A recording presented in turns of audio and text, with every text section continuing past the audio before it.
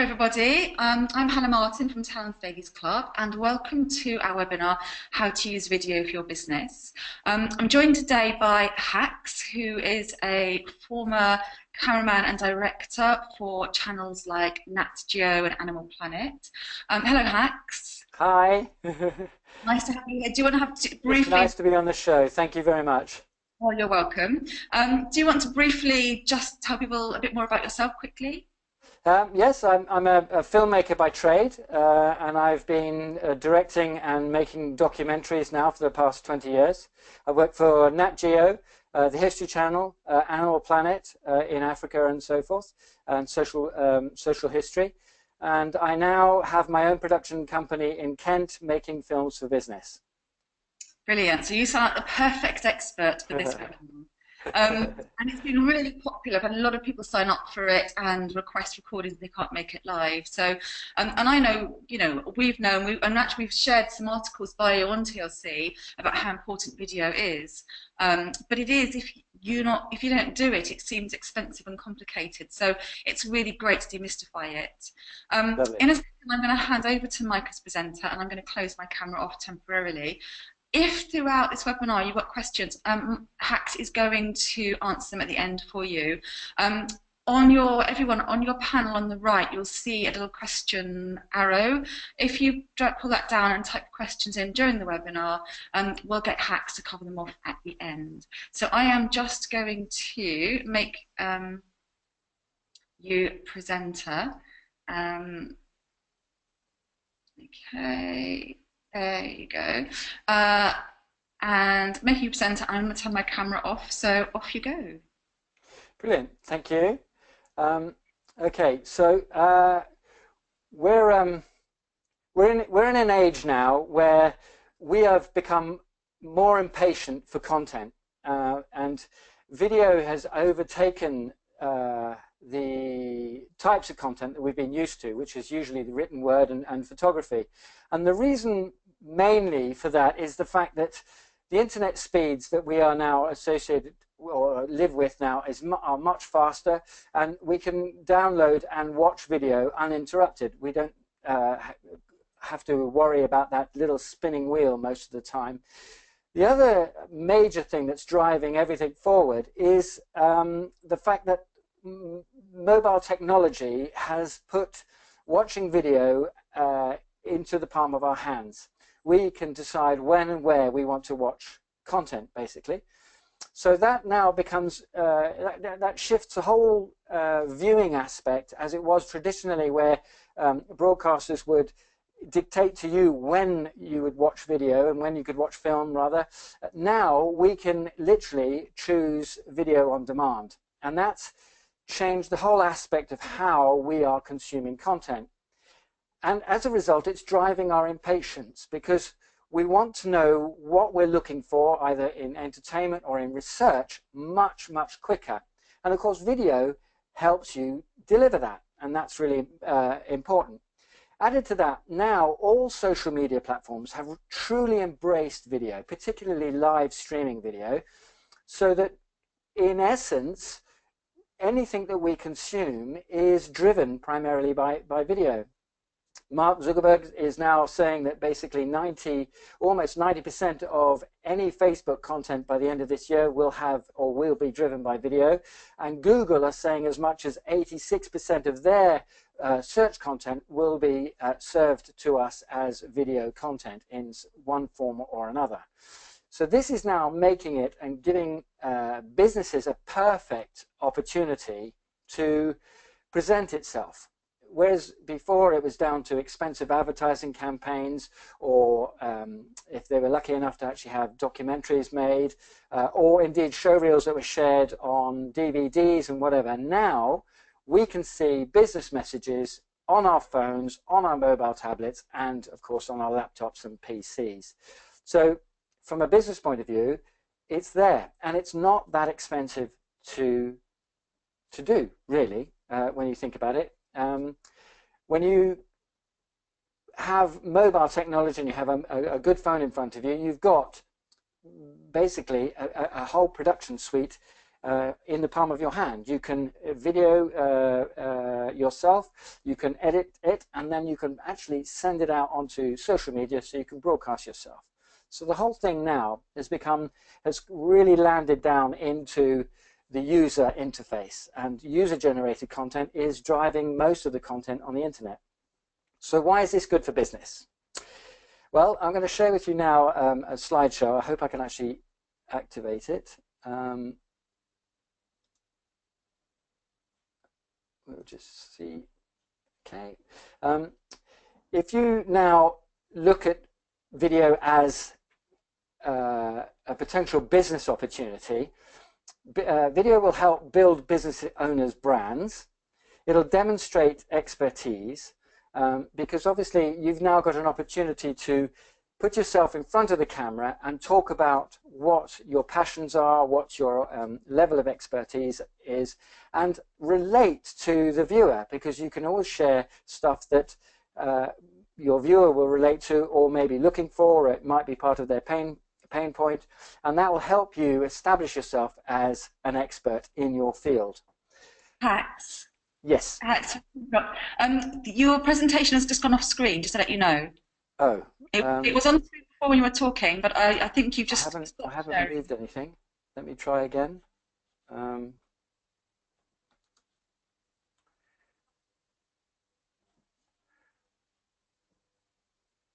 No, I've lost my mouse as well, so... You had it up before when you were talking, and then when you said, I'm going to share my presentation, you actually stopped sharing it. Oh, did I? Okay, Yes. that was... I've lost my my mouse, so I can't see where I am, actually. There we go. Is that better? Yep, it's back again. Thank you. So I can see using video effectively in your marketing. Brilliant. there we go. There we go. So apologies for that. So just to recap, it can help you build your brand. It can help you demonstrate your expertise. And stories. We've grown up since we were tiny, tiny kids with stories. And we as human beings relate to stories. We like a story that's being told. We like a story because it associates on an empathetic level with us. And, you know, that will then help you introduce an emotion to your client. And, of course, your prospective clients will react most positively when they are stimulated emotionally about your relationship with them. And your relationship could be solving a pain point, which is obviously the main point of business. I believe that business owners have three stories. They have their own story, they have their business's story, and then they have their customer's story. And I'll go into that a little bit later about how you can delve into your own story. And of course, video helps you build, particularly in social media, your audience. It helps you generate leads, and of course, ultimately will make more sales. So using video effectively can be done in various ways. It can be used to introduce your business in an introductory level. On the front page of your website, it's an ideal point. As soon as someone arrives on the front page of your website, they get an opportunity to see a video that's about you. It's about the reason why you're doing what you're doing. It also helps you separate yourself from your competition by promoting your differential. And it also introduces you on a personal level, and people can actually get to know you as a person. And people want to do business with people. That's fundamentally true. It helps you tell people who you are and what you stand for. It then also can help you broadcast your testimonials, your clients' case studies, how you help them, their own personal journey, and how you solved a particular problem for them. And of course, we all as clients, potential clients, want that sort of that registration, the ability to understand that someone's actually going to have the wherewithal to sort out the reason why we're looking for someone to sort a problem out. Then, depending on the type of your business, your how-to videos, your explainers, and your industry news are great topics. Lots of people, I mean, if you search YouTube on almost any subject, my son and I often play a game to find a subject on YouTube that nobody's made a film on, and I guarantee you won't find a subject that nobody has made a film on. So that's quite crucial, and it's a great search criteria. So lots of people want to know how to get over certain problems and find out what other people think about products and whatever, and that's great. Explainers. Sometimes when we buy a product, we want to understand how to use it better, more efficiently, or whatever. And of course, industry news. Industry news is really important, because if something's changing, if there's an aspect, let's say we're talking about HR, if something's changing within a particular industry, or the government have implemented new guidelines or a law or whatever, it's really handy to be kept abreast of those changes. Then expert interviews. Your business is about, or any type of business really, in my view, is about sharing knowledge and educating people about certain aspects that will improve their lives at whatever level. So an interview with someone that's associated with your industry will produce really good content that people will sit and watch and learn something of. And of course, if it comes off your brand, they'll associate your brand with that education. Video blogs. We've all got something to say about business. We've all got something to say about the industries that we work in. And again, that makes really interesting content. A particular method that I use is to write a 2,000-word long-form text version of what I want to talk about. Then I do a summary version, which I can use for, let's say, LinkedIn or anything like that. And then from there, I then cut a 2 or 3 minute little video blog talking about that subject, and that works really well. Then, of course, you have YouTube and Google, all forms of paid advertising. YouTube is a very, very powerful video advertiser, and depending on how you cut the video, you can advertise your business, which will appear either in the right-hand side of their search windows, and you can promote your business while people are searching for particular subjects about anything that relates to your business. And then, of course, now 2016 saw the introduction of live streaming, and this has exploded over various networks of social media. And of course, it allows you to comment, social comment, literally live, depending on whatever's happened, you know, that day in terms of your industry, or if you're at an event or whatever, you can talk and even do interviews with people at the event to help just create conversation. Social media is all about conversation, and it's all about creating enough content on a regular basis that people get involved with you as a key person of influence in your business, and they get to know you because you're constantly commenting, and you're adding value to their lives in some form or another. So moving on, strategy. It really comes down to video marketing needs a strategy. It's like any form of advertising. If you're going to do display advertising in a magazine, let's say, or a paid advertising anywhere else, or radio slots or whatever, you need a strategy, and that all is really important to pull it all together. Now, I personally believe that there are 5 main strategic points that you need in a video strategy. The first one is a central sales point. Now, I think a website is tantamount to any business. There are arguments out there that now with Facebook and Instagram and so forth, you don't actually need a website. I'm still on the fence about that particular argument, but I believe that anybody who's going to search you will end up on your website, or should end up on your website. And of course, that's fundamental to your sales funnel. You want to finally guide people into clicking that buy now or contact me now call to action. You need a video hosting platform. Ideally, YouTube is excellent. It's free to set up. Vimeo is another equally powerful platform. You set it up and you create your own channel, and that's where you would put all your videos. And on YouTube, they allow you to write a really great description. It allows you to put some certain tags into your video or the type of video, the content that you're covering within that video, which all helps with the with the search capability. Now, YouTube is owned by Google, and technically now is the second biggest search engine in the world. So if you've got your videos on YouTube, you are opening yourself out to being searched on a global basis, on a national basis, and even on a regional basis. It's really important. Then, of course, you've got your social media, like your Facebook. If you're in business, then you should really have a LinkedIn profile, and your Twitter profile is a very popular one. But, of course, coming back to social media, you have to understand where your clients are spending time online, and that's quite important. It's about understanding who your clients are and where they are, because it's pointless, let's say, using Snapchat if your client demographic aren't those on Snapchat. You'll be wasting your energy and it'll be unproductive, and you will lose faith.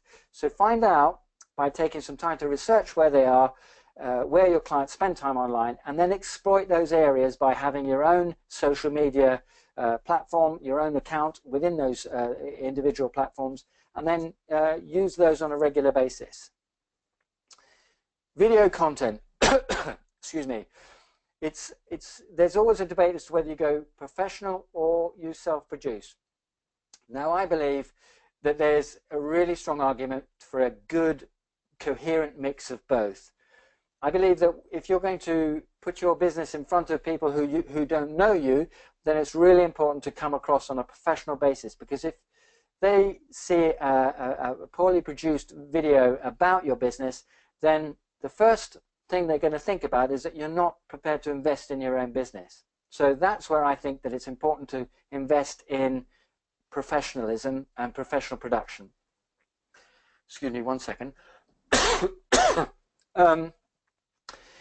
Your self-production, as I say, coming back to your phone, it's a ubiquitous production tool, and why not use it?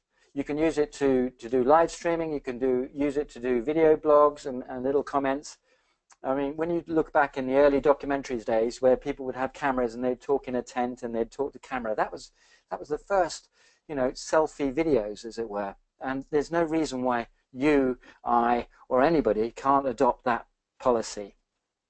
And the other aspect is a sales funnel, because it's pointless putting all of this energy out there and all of this time, because it does take time, getting out there and putting it out there so that people can see you and consume your content, listen to your comments, listen to your expertise, learn about you, and then all of a sudden they want to do business with you, or they want to start communicating with you to create that conversation. And you don't have a way of controlling that. So you've got to have a way of actually drawing it in so that you can find out who they are, get a little bit of background knowledge, find out what their websites are, find out and learn about their pain points, create that conversation. And that comes from what I think is a sales funnel. So we're going to start off with a website, then we're going to go to a YouTube channel. This is a kind of a graphic interpretation of those 5 points. Then we set up your social media platforms, and you've got Facebook, you've got Twitter, you've got Snapchat, you've got LinkedIn, and you've got Instagram. Now, I personally think Instagram's great. For me personally, not a lot of my clients spend a lot of time on Snapchat or Instagram, but equally I have a presence on there because I quietly push out content that relates to that, and it's constantly keeping it up to date. Then you're producing your video. Now, you're either going to produce your video professionally, as I've said, or you can produce your video internally. And then lastly is you've got your sales funnel. And if we then go from to the next stage, you can see the videos go into your social media platform. You can load them directly into your YouTube channel, and then from your YouTube channel you can directly download or embed them into your website.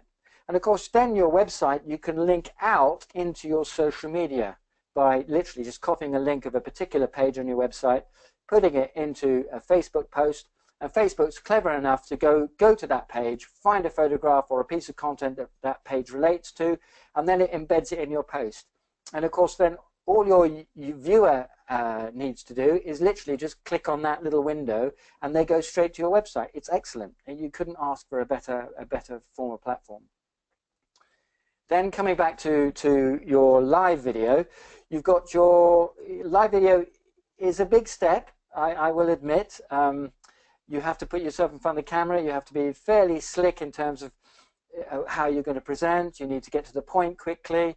And it doesn't matter whether you've only got 2 or 3 people following you and commenting you, because they are the people who are interested in what you have to say. So when you start your YouTube or your live chat on Periscope, YouTube, or even Facebook and Twitter now, and Instagram, get to the point. Tell your viewers really right up front what you're going to be talking about and what sort of value that they can expect to take away from that.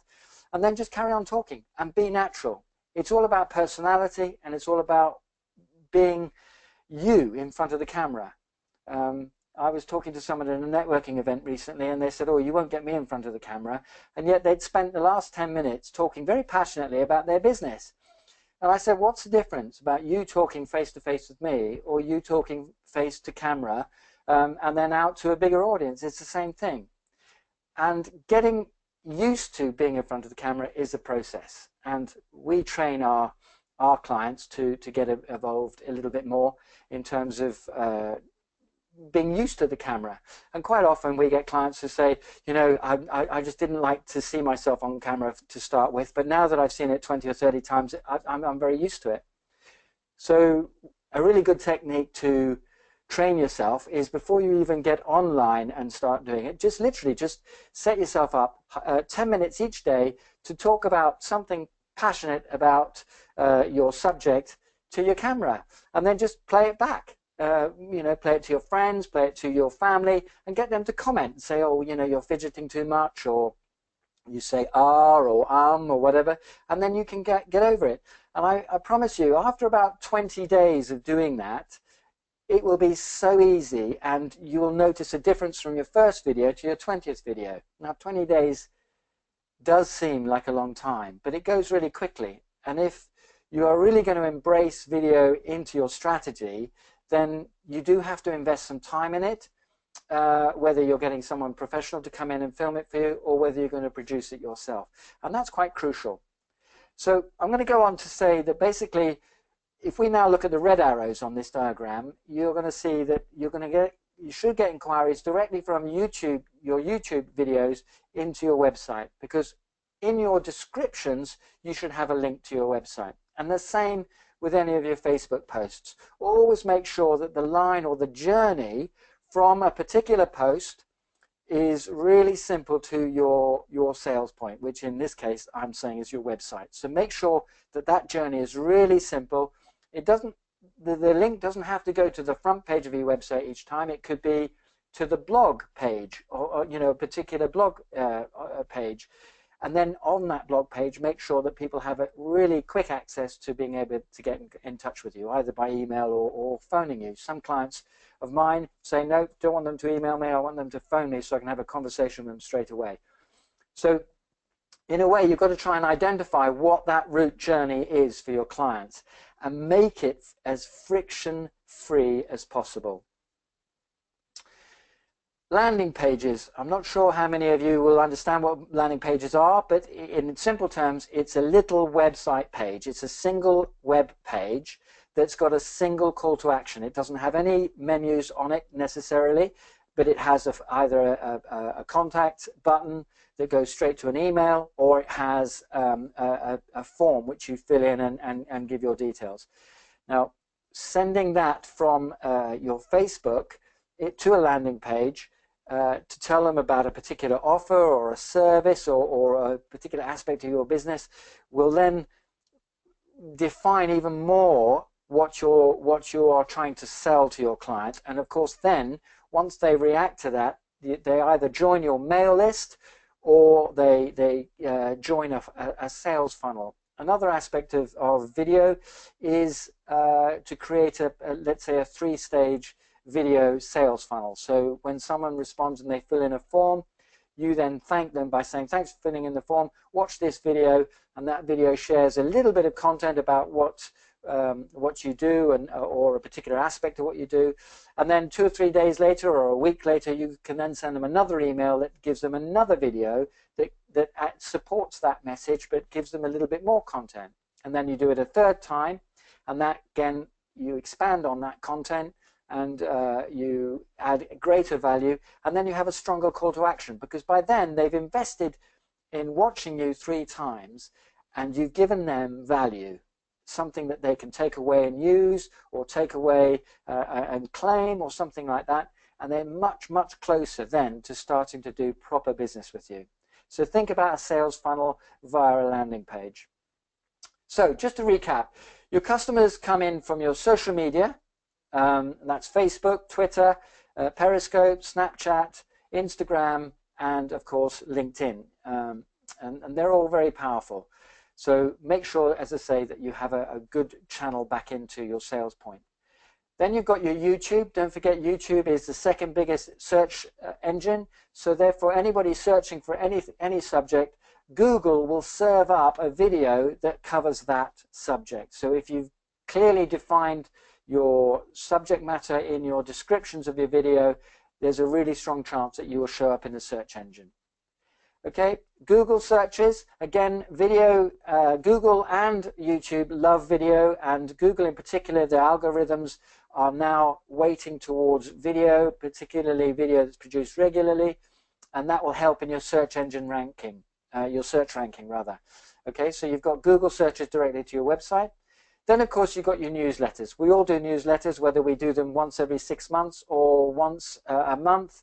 I even subscribe to a couple that do it on a weekly basis. They're really powerful. They share a lot of very strong content about your business. And, of course, you can have links directly to videos that are about a particular subject or a blog or something like that on the, within the email. And then at the end of emails, we all have signatures. I always have one. It works really well for me. Is watch my film, and it's below my name, below my company signature, and it's a link. So when they press that, anybody who I send an email out to will get a link to one of my films, and that is a deliberate film about me and about what my values are, and that will help them get to know me a little bit more. So that's really powerful. Then, of course, you've got email marketing, which is direct sales, either giving you an offer or whatever. And video, again, is really powerful because it's a really quick way for your potential customers to consume your offer really quickly and in a very controlled and succinct manner, because you can elect exactly what goes into that video. And it's very powerful, and people can watch it on the go, on the bus to work, or on the train to work, or during the coffee break, having a coffee or whatever, and they'll watch something because it's a video. Then your CRM tasking. Now, I appreciate that some people won't really appreciate what a CRM system is. A CRM is a customer relation management system, and it's a platform that handles all of your mail lists, so you can control who is a warm potential client and who's a cold potential client, and you can then serve them different bits of information at different stages of their relationship with you. And I do recommend that that's a really important part of your business setup, is to have a good CRM system. And there are some out there. I can suggest HubSpot. That's a free CRM system. You've got Agile, that costs you £12 a month. Or you've got more expensive ones like Sharp Spring, which are about £60 a month, but very, very powerful. So have a look at that. And of course, because they have automation possibilities, you can link your email responders so that it's automatic, and you don't have to worry about making sure that you're sending someone an email out. You can set it all up so that if someone actually responds, let's say, to a landing page and fills out a form, then your CRM system could kick in a series of emails that have videos embedded in them, or links to videos in them, that will help you support your message and to build your relationship with your clients. Okay, so where to use which? I'm going to cover this quite quickly. Your website needs a business intro film. Your second most popular page on your website is usually your About Me or About Us. Okay, so it's really important to have a video on there that shares your values, why you do your business, and what's important in terms of how you support your clients. That's really important. And of course, testimonials. Client application is really important. Other people talking about your business is a very, very strong form of referral. And with those 3 films, that's where I would recommend that you spend time commissioning a professional to come and make your films for you. Make sure that you've got good sound, that your narrative is interesting, and that the hook right at the very beginning of the film will make people want to invest in watching the rest of the film. How-tos and explainers are excellent on YouTube. Okay, because if anybody wants to find out how to do something or a little bit of information, they're going to pump in a research criteria, and if you've got it all set up correctly without your particular video, YouTube and Google will serve that up in their search. So that's another way of pulling it in. And of course, plumbers and electricians and everything like that, they learn really quickly to film how to plug or to change a light fitting in a roof or a ceiling rather, or a plug socket on a wall, and you get to know them because you see them. They're talking about their business. They're talking about what they're doing, and there's no reason any of us can't use how-to and explainer videos to promote our business. Then, of course, you've got your social media platforms, and that's your video blogs, your interviews, if you've got anybody talking or has got anything interesting to say about your industry or about a particular service that they've experienced with you. Again, social media is a way to get it out there, because people will actually again see the fact that they're talking about your business, or you're talking about an aspect of your business, and you're relaying that on a very personal basis. And then, as we've covered already, the live broadcast aspect. It's a daunting step, but believe me, when you make it and you start going into it and you start building your audience, Facebook in particular love live streaming, and they'll put you in everybody's feed if you're live. So it's a great way to actually meet new people. So one thing about social media that I tell my clients, it's all very well having lots of people who love you and know you and whatever, saying great video, thank you very much, love it, and they like it. But the whole aspect of social media is to build your followings, to build your audience. And that's really important. So everything that you're putting out there, its primary goal is to get new people that don't know you to start to get to know you. So that's really got to be a driving factor. It's not just about your friends and family loving what you do.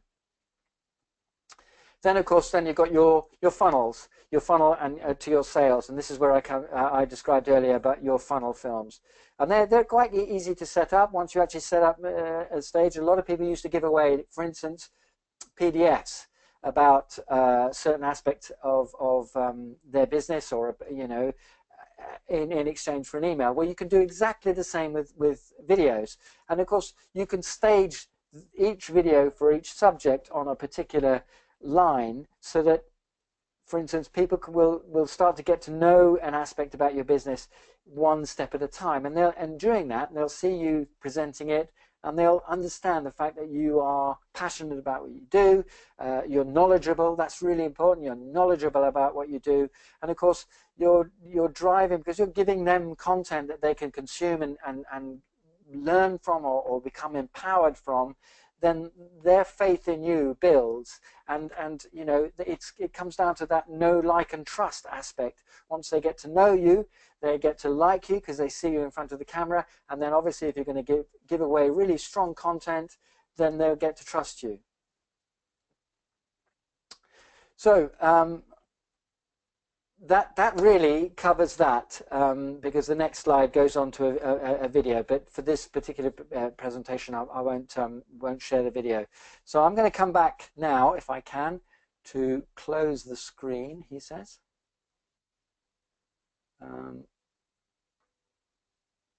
And hand over to Hannah, or to perhaps discuss with me certain aspects. Hannah's asked me to talk about what typically is a good length for a film. Again, coming back to that point about being impatient, we're all impatient. We want people to get to the point really quickly. So anything that's over 3 minutes initially is a wrong sell point. Keep your first videos short and to the point. Cover the aspects, but always leaving a little bit of aspect where people want to know more, and give them the option to invest.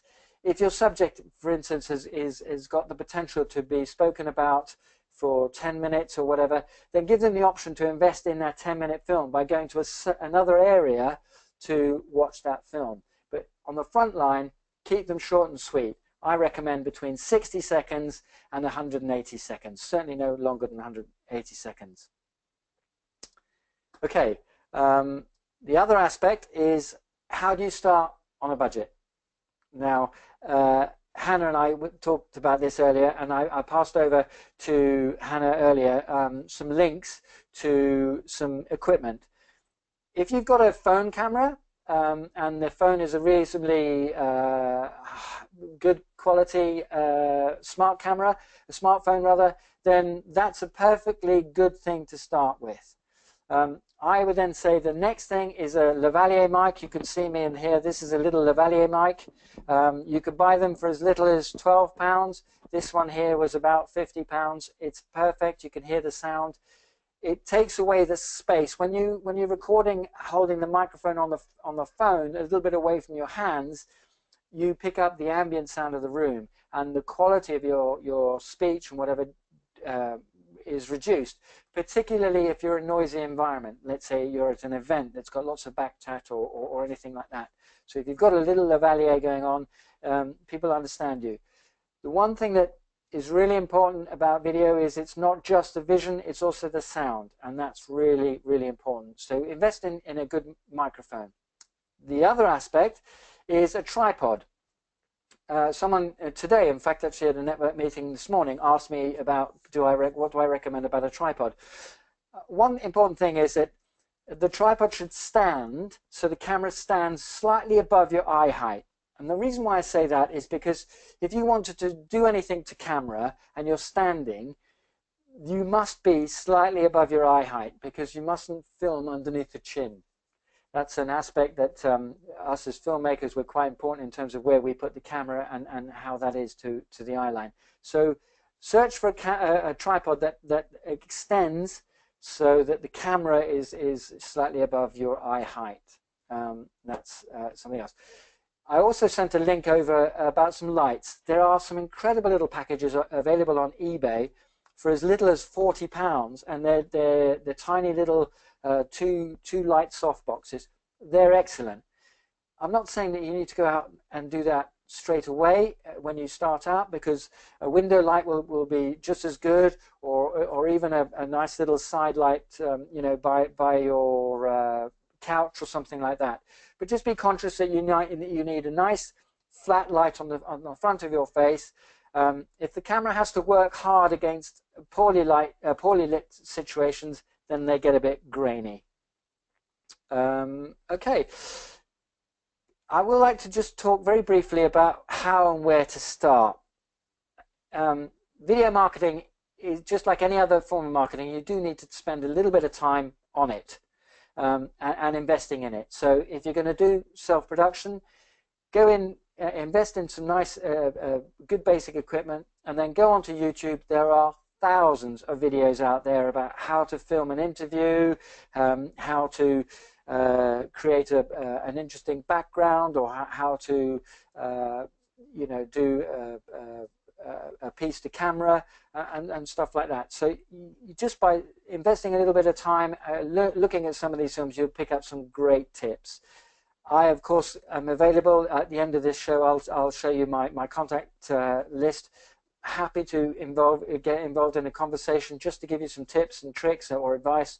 I'm happy for that, because I'm a great believer that with video becoming so popular, it's really important that we stop producing bad content and that we produce good content, because that's the only way that we'll stand out from effectively what's going to become a noise of video in the future.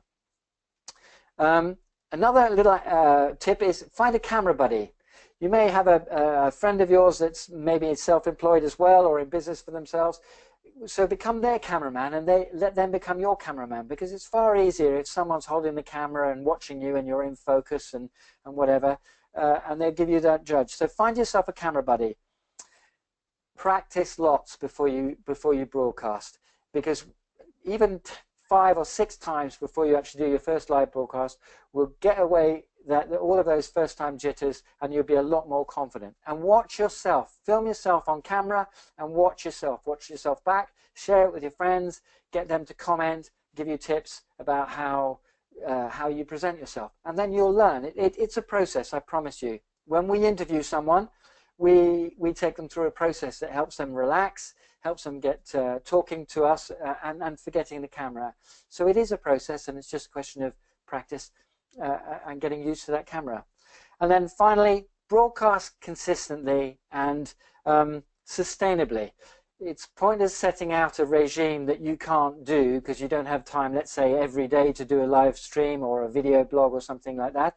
Just start off slowly, but remain consistent, because your viewers, once you start getting an audience and they start getting used to seeing you, then they want to see you regularly. And if you drop off because you haven't had time or your first regime wasn't sustainable, then you will lose those viewers. So start off slowly and create a regime that works for you, you know, in an ongoing way.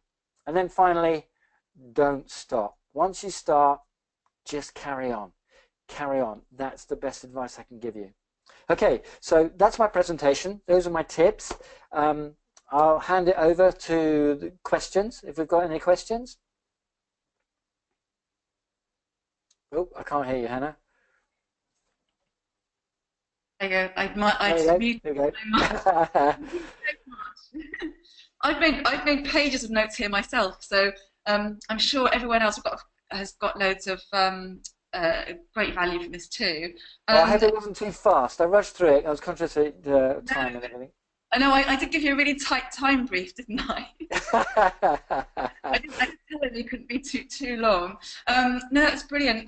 Quite a few people have asked about links. So just about the CRM that you mentioned, I'm going to send out a recording of this to everybody. Sure. If for some reason you don't get this recording and you're watching it now, do let me know, because you should do, and I will put in our email all the links to everything that Hacks mentions. So everything he's mentioned, the CRM, the links will be in the...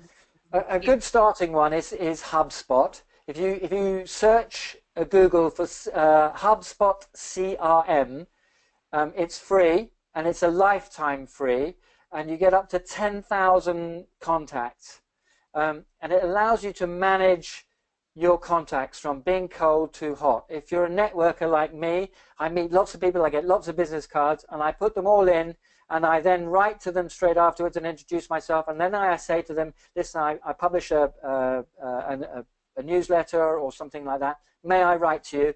You can always unsubscribe afterwards, and of course the CRM system will manage those unsubscribes, so you can then basically grade your contacts from cold contacts all the way through to warm and hot. That's brilliant. Fantastic. So look at some questions. So I've had one here.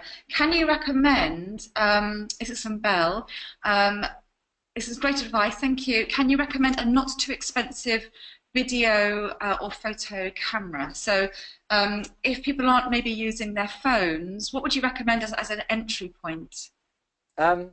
Well, that all depends on how much money you want to spend, really. Nikon do a really good series. Nikon and Canon do really good little ones, and they are anything from about £200. One tip that I think is very useful is look for a camera that's got a screen that pulls out from the back and can turn round. The reason I'm saying that is that if you want to do anything to camera, you can pull the screen out and then turn it around so you can see yourself. And that will help you with your framing. It'll make sure that you're in focus and whatever. And then you can actually, be as in control as you possibly can. A good phone, a smartphone is really good because a lot of them have reverse cameras, which means that you can actually see yourself being filmed as well. And of course, I have an iPhone in particular, but I believe the Samsung are excellent as well. But you can actually then film clips as well that might be an aspect that you're talking about in terms of a product or a service or whatever, or an interview. So you might want to introduce someone as an interview, and then you cut in that interview. One thing I didn't touch on just now, obviously with video, to a degree there's a certain amount of editing. And that does require a little bit of investment both in time and software. But if you don't want to get into that, then a really good tip for me, and I work with two people who are avid users of this technique, they go onto Fiverr.com and they find an editor, someone who actually specializes as an editor, and then literally, but from $5 to $25 or whatever, they get a little video blog edited with their brand logo or a call to action, and then they can top and tailor, because sometimes when you start you're still trying to get the camera sorted out, so you don't want the very top of that to be seen by your client, so you want to edit it clipped down. So a good little editor will do that for you, and it's money well spent, because people will judge you. The one thing about video is very transparent. So find yourself a good little editor. There's some in Eastern Europe, there's also some in India, and there's also some in this country as well, that will help you with that. And they'll design a logo, or you can find someone else to design you your logo, a motion logo, a video logo, using your branding logo. That's brilliant. Thank you. By the way, Belle, if you have a further question or it doesn't quite answer it, please do say. Also got a question here that someone emailed in, actually. Do I need any legal documents for people appearing in my videos? So if you get someone appearing in one of your videos, can you just do that, or do you need any documentation for them to sign, like a waiver or a disclaimer? I do recommend that you get someone to sign a release. Now, officially in documentary making, we need both a location release as well as what we call a contributor release. But if someone's giving you a testimonial, always get them to sign a bit of paper, because you never know what happens in the future. And if they turn around and say, I don't want you to use it anymore, you've lost that power, because they haven't signed a release. Whereas if you get them to sign a release, and you can download them, all you have to do is just sign a Google video contributor release, and there's lots of examples there, which you can download and then just customize with your own brand word, your company wording and whatever, and then just get them to sign it. Nobody objects really, but it just makes it easier. And Brilliant. particularly if you're paying someone, is to make sure that they've acknowledged the fact that you've paid them. This is if you're hiring any talent to read a script or whatever, then get them to acknowledge the fact they've been paid, and the fact that they give you all rights to use that footage. Okay, brilliant advice. Thank you. So let's go on here. This is, and I think you probably sort of answered this a little bit in terms of getting practice, but I don't like myself in front of the camera, and this is really, this is something I struggled with initially as well. But they ask, how do I get over that? So they're not comfortable seeing themselves in front of the camera. How do they get over that to make their own videos? Yeah, I quite often have the term, someone comes up to me and says, well, I got the face for radio. We interact with people all the time, face to face. There's no reason why we shouldn't do it in front of the camera, but it is a self-conscious process.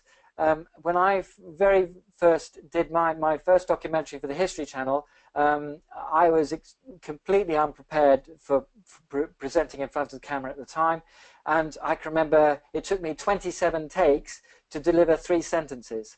So it's all about getting in front of the camera and getting used to the camera, because there is quite quickly there is a point where you forget the camera is there as a camera, and that you just get to a point where you are reacting to a certain object in front of you and you become animated.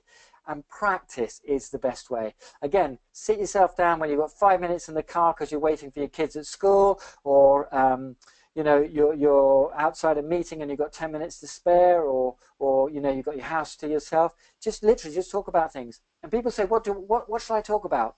If you want to start somewhere really good, is talk about what's really good about the people you love and why you love them and why you find them so lovable. Okay, little traits. And as soon as you start talking about something that you're passionate about, you will quickly forget the camera. So it's a technique, but it does take a bit of time to get used to it. And seeing yourself in front of the camera, again, that you get used to it after a while. But if you practice, as I say, 20 times, usually my clients, when they've done it 20 times, all their inhibitions, both appearing in front of the camera and seeing themselves in front of the camera, have gone. I think that's really good. And it is one of those things, because we don't normally video ourselves or have a photo taken a lot. And you sort of think everyone's going to watch it and everyone's going to be judging you. But actually, the more you do it, you realise that people don't. People don't look at you and judge you in the same way you judge yourself. No. And when you watch other people, I've done webinars with other people and they finished and I was awful in it. And I said, well, you were great.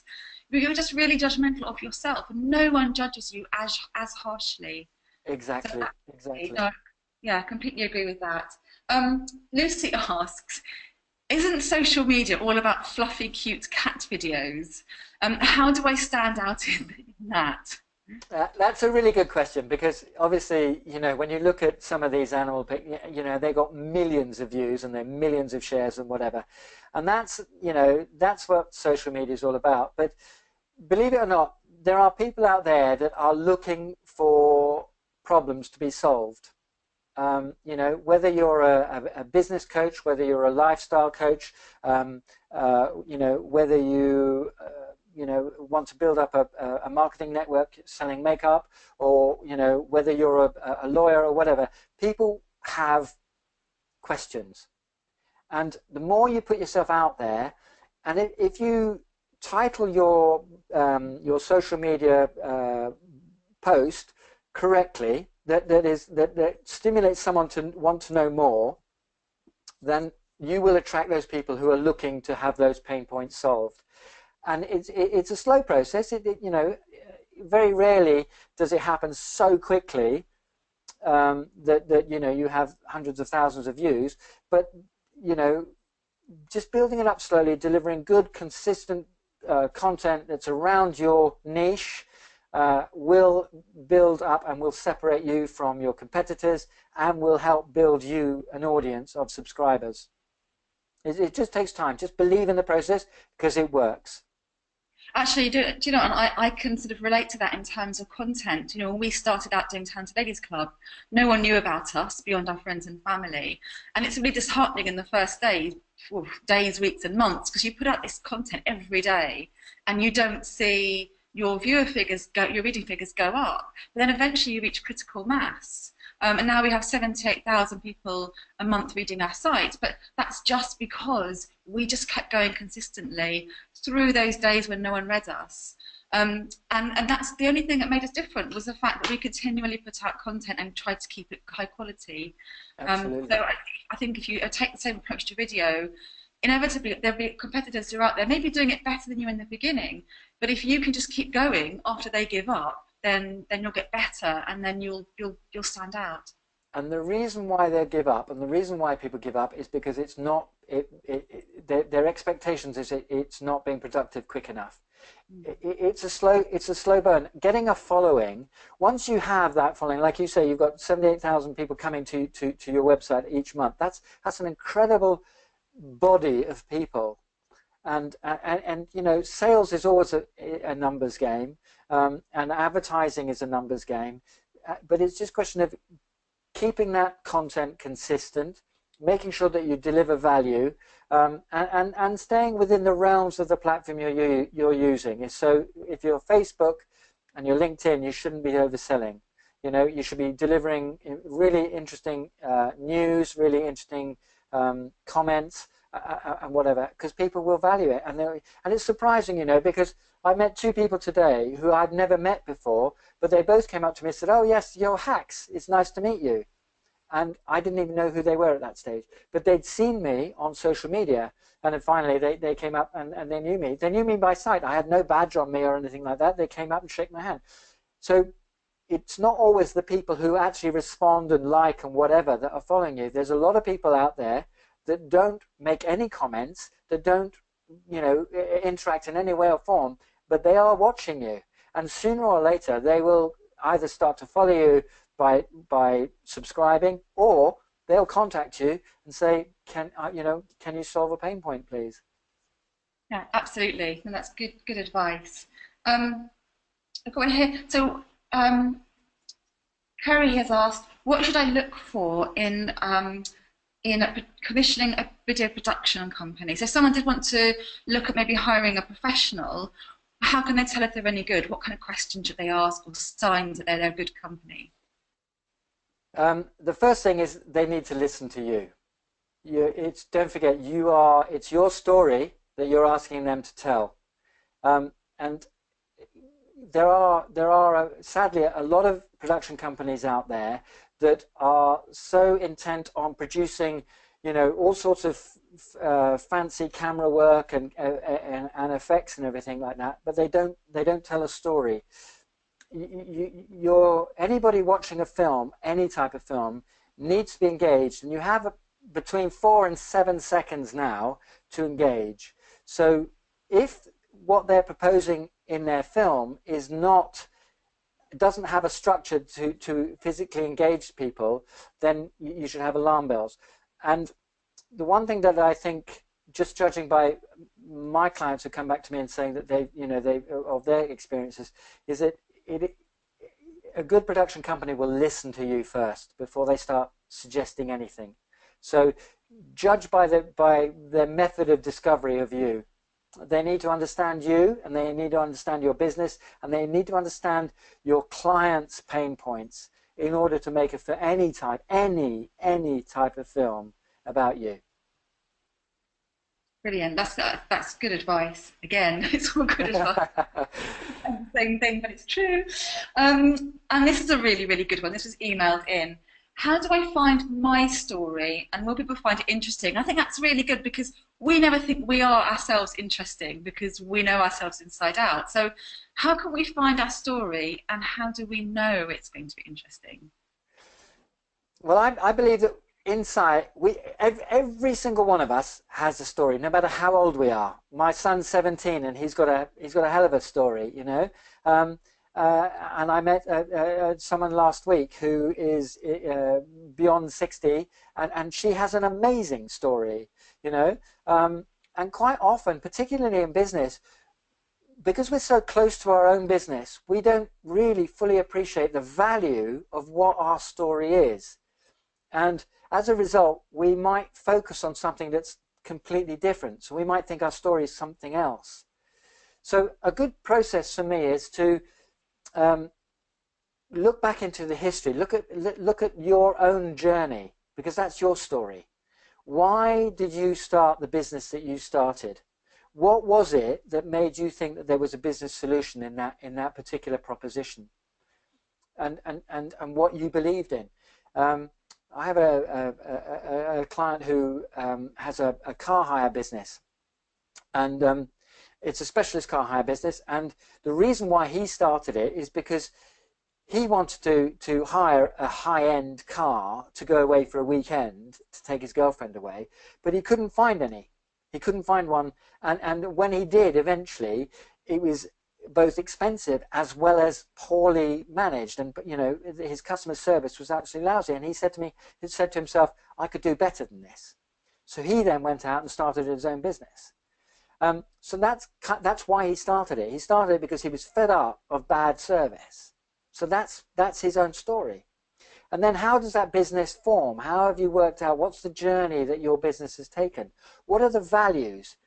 A great book, if anybody wants to find out what the basis of their story, Simon Sinek, S-I-N-N-E-K, he wrote a book that is entitled Start With Why, and I recommend this to all of my clients. It takes you through, very simply, a process of not what we do, but why we do it. And once you start spreading why you do it, people start to believe more about what you do. Apple do it really well. Martin Luther King, you know, how did he manage to put thousands of people in that park for that very famous speech? It's because he shared his value. And when we share our values in our business, people start to listen and they start to have faith. So look at that. And then your customer story, you know, if you actually analyze what your customer's typical pain point is, and you understand a bit more about that, it helps you, and you start telling that to other people, or a journey that you had with a particular client to solve something, you know, and you share that out as a case study. That's a very, very powerful story. And we love stories. We love stories. We don't like being sold to. We love the buying process. We love to buy something because it's something that we actually do, and you know, we get and we benefit. But as soon as you walk into a shop, as soon as the sales assistant comes up and says, "Oh, you know, how can I help you? You know, try these pair of shoes on," you switch off. But if you walk in and you find a pair of shoes that you like. I mean, I've done this recently with a pair of brogues. And the buying process for me, because I wanted that and I studied the style I wanted and everything like that, it was a pleasure. So as long as everything's a pleasure, you know, that inside that pleasurable journey, there is a story. So tell it. Brilliant. And I highly recommend that book as well. It's on the bookshelf behind me. It's brilliant. Is it? I've got two more really quickly email questions that have been emailed in. Someone's asked, can I use music in my video? And if so, what are the copyright laws? Okay, music is quite an important area. Facebook and YouTube have algorithms that identify music. And anybody that writes a piece of music, it's copyrighted. And in order for you to use it, you need a license. So if you use it without a license, you are opening yourself up legally to be prosecuted and fined. There was a story out early last year, where a video producer, or someone produced their own video actually, and they used a Take That track or some music out of the Take That, and they actually got seriously fined for it. So you have to pick your music carefully. There are various websites where you can go and buy music to use in your film. One I would recommend is pond5.com, and you can buy a piece of music for as little as £12 to use in your video, and then you know they actually sell you a proper license, and you know, it's all done and legally above board. And that if you're ever challenged, you've got a copy of the license you can send to Facebook or YouTube and say, "No, I bought this, it's there." I would thoroughly recommend that you do not use pop music or any music that you've got on your music system for your videos without the proper permissions. Just to give you a heads up, we wanted to use a piece of music by Nat King Cole. Nat King Cole's long past, right? But his estate wanted £50,000 for it. So you didn't use it then? No, we didn't. No, sadly, it stretched our budget a little bit beyond. Actually, I watched something once. I think it might be coming out of copyright now, but Happy Birthday is actually copyrighted. Is it? Yes, and every time people use it on TV or film, they have to pay a license fee for using Happy Birthday. It was written, I think, by two sisters who were school teachers or something. I watched one of those TV shows that has complete facts. Oh, wow. Anyway, finally, can I film testimonials on my iPad? That's a good question. Again, any cameras love light. So, and any of these mobile cameras, if the light is slightly low, then you have problems. It goes grainy. The images go grainy. So make sure that you have good light. Stand in front of the window Go outside. You've got to watch the microphone outside, because if it's windy, you'll get noise across the microphone. And of course, with the sound, unless you're using a lapel mic like this, if you're using just the onboard mic, make sure you're nice and close, so that you pick up the sound. But yes, there's no reason why you can't use an iPad. Brilliant. Thank you. That's it for the questions. Thank you so much, Hack. That was brilliant. I've got loads and loads of notes here, so I'm certainly going to be using them. And I'm sure everyone else has got loads of value from this too. So everyone listening, I am going to put this on to an email with all the links that Hax has mentioned. I will put in there. And Hax, if anyone wants to get in touch with you, how can they do so? Right. I might need to just go. Yeah, but basically, it's my email address is hacks@hacksmedia. You can find me on Twitter at hacksfilmmaker. And my Facebook is Hacks Media is my business page, or Mike Hacker, which is my name, brackets Hacks, on Facebook. And I those sorry? in the email. I will put those details in the email again, so if anyone wants to contact you with questions. Yeah, sure. But sorry. And listen, I'm really, I encourage quality. I want people to start producing quality. And the one thing, it's all about value, it's all about giving, and I think that if anybody wants any advice, I'm happy to have a Skype conversation with them or whatever to talk about stuff. If they've got a video that they'd like me to comment on, I'm happy to do that as well. But while we're on that, can I just say that on the 3rd of February, which is a Friday in a couple of weeks' time, we've got the Video Impact Summit. Now, this is an event that's all about business and video, really, and it's helping businesses understand the power of video and what to do with it and how to harness it profitably. I've got 8 great speakers, including my first executive producer, who is an amazing woman, Delissa Needham. She's an award-winning executive producer for the BBC, Channel 4, and all of that, and she's coming down to talk about the power of stories and how to start telling your stories. I've got David Shaw, I've got Lucy Hall, I've got Katia Vabanova, and I've got Paul Blair, all talking about sales, live video streaming, video for social media, and storytelling, and digital advertising. And I'm going to be talking about strategy as well. So we're not upselling anything. We're not selling you a product or anything like that. The tickets include lunch, because it's a whole day. Fantastic venue, full of big screens and stuff like that. It's an amazing event that'll help you take away strategies that you'll be able to implement in your business. And video for 2017 is it. If you're not embracing video, you're going to be overtaken by your competitors. Brilliant. And again, if anyone wants, I think it's £29, isn't it? With via. Yes, if they use a discount code. If you're listening today, or you're going to listen to this on pre-recorded in the next 2 weeks, if you go onto Eventbrite, the event is called the Video Impact Summit. If you Google it or go into Eventbrite, Video Impact Summit, and you use the code HAX29, you'll get the ticket for £29 as opposed to £59. I will put that link in the email. So if anyone just wants to go, it does sound a fantastic day for £29 plus lunch and all of those speakers. It's amazing value. So thank you again so much for this. I've really enjoyed it. I hope everyone else has too. The video will go out today or probably tomorrow. And yes, I hope you all have a lovely weekend. Thanks so much, Hans. My pleasure. Okay, bye. Bye-bye.